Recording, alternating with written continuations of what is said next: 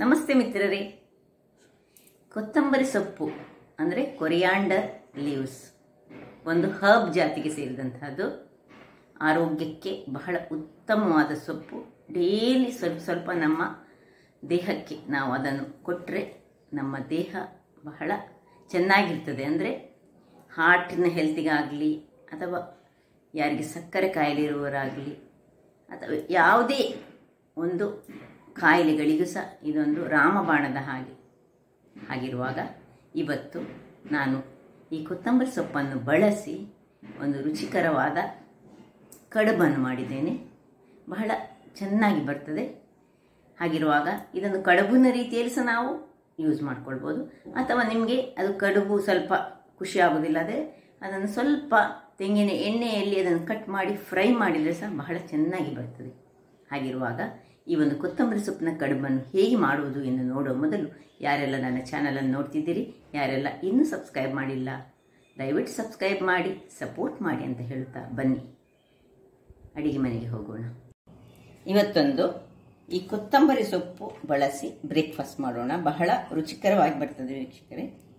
ಇಲ್ಲಿ ನೋಡಿ, ಒಮ್ಮೊಮ್ಮೆ ನಾವು ಕೊತ್ತಂಬರಿ ಸೊಪ್ಪು ತುಂಬ ಚೀಪ್ ಇರುವಾಗ ತರ್ತೇವೆ, ತುಂಬ ಕಟ್ಟು ತರ್ತೇವೆ, ಅಥವಾ ತಂದದ್ದು ಉಳಿದ್ರೆ ಮತ್ತೆ ಹಾಳಾಗ್ತದೆ. ಇದು ಹೆಚ್ಚು ಸಮಯ ಇಡ್ಲಿಕ್ಕೆ ಸಹ ಆಗೋದಿಲ್ಲ, ಒಂದು ವಾರಕ್ಕಿಂತ ಹೆಚ್ಚು.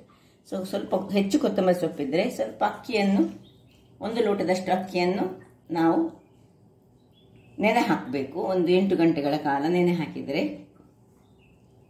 ನಾವೊಂದು ಬಹಳ ಪೌಷ್ಟಿಕಾಂಶ ಭರಿತವಾದ ಬ್ರೇಕ್ಫಾಸ್ಟನ್ನು ಮಾಡ್ಬೋದು. ಈಗ ಅಕ್ಕಿ 1 ಲೋಟ ನಾನು ನೀರಿನಲ್ಲಿ ನೆನೆ ಹಾಕಿದ್ದೇನೆ.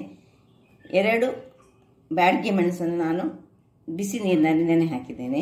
ಈಗ ಹಾಕಿದ್ದು ಬೆಳಿಗ್ಗೆ, ಇದು ರಾತ್ರಿ ಹಾಕಿಟ್ಟುಕೊಂಡಿದ್ದೇನೆ.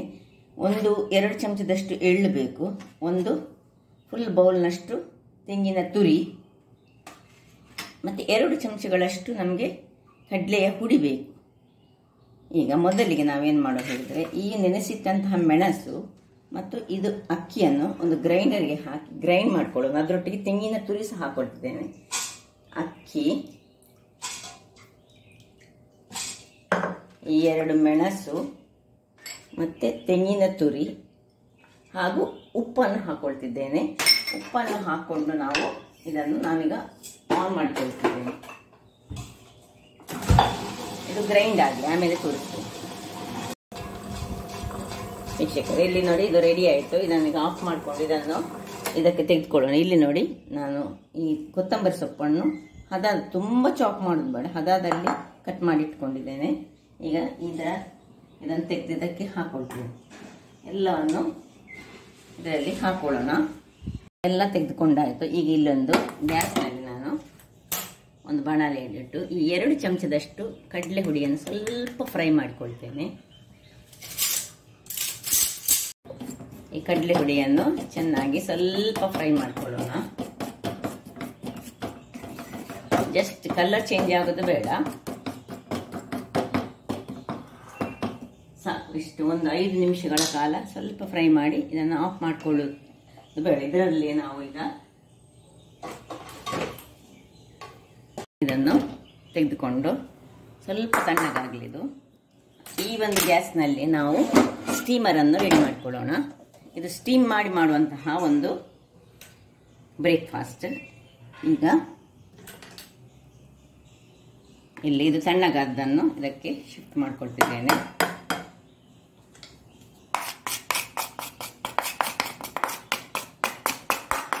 ಸ್ವಲ್ಪ ಬಿಸಿ ಇದ್ರೂ ತೊಂದರೆ ಇಲ್ಲ. ಈಗ ಇದನ್ನು ಚೆನ್ನಾಗಿ ಮಿಕ್ಸ್ ಮಾಡಿಕೊಳ್ಳೋಣ. ಉಪ್ಪೆಲ್ಲ ಆಲ್ರೆಡಿ ನಾವು ಹಾಕೊಂಡಾಗಿದೆ.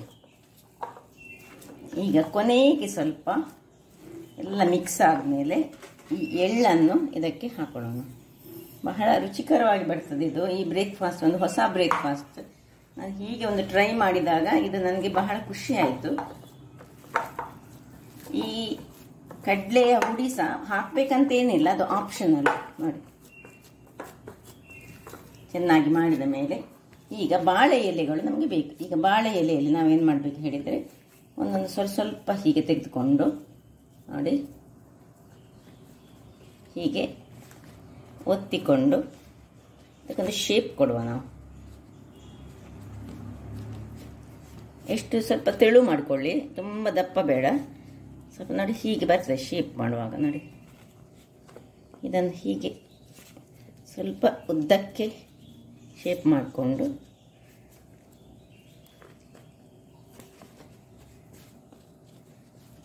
ಹೀಗೆ ಫೋಲ್ಡ್ ಮಾಡ್ಕೊಳ್ಳೋಣ.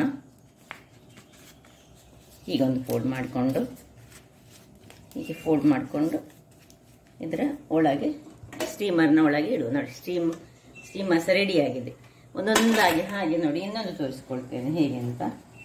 ಒಂದು ಸ್ವಲ್ಪ ಇಷ್ಟು ಸಾಕು.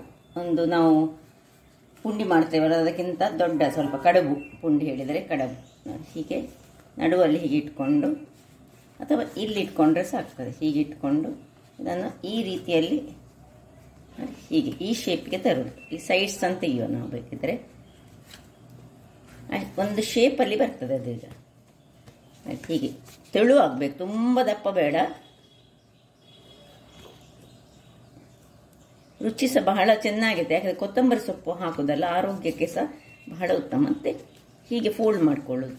ಹೀಗೆ ಫೋಲ್ಡ್ ಮಾಡಿ ಹೀಗೆ ಮಾಡಿ ಇದನ್ನು ಇದರೊಳಗೆ ಇಟ್ಕೊಳ್ಳೋಣ. ಹೀಗೆ ಎಲ್ಲವನ್ನು ನಾನು ಮಾಡಿಕೊಂಡು ಇಟ್ಕೊಳ್ತೇನೆ.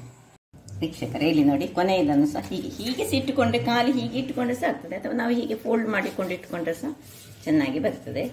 ಸೊ ಹೀಗಿಟ್ಟು ಒಂದು 20 ನಿಮಿಷಗಳ ಕಾಲ ಇದನ್ನು ನಾವು ಬೇಯಿಸ್ಕೊಳ್ಳೋಣ.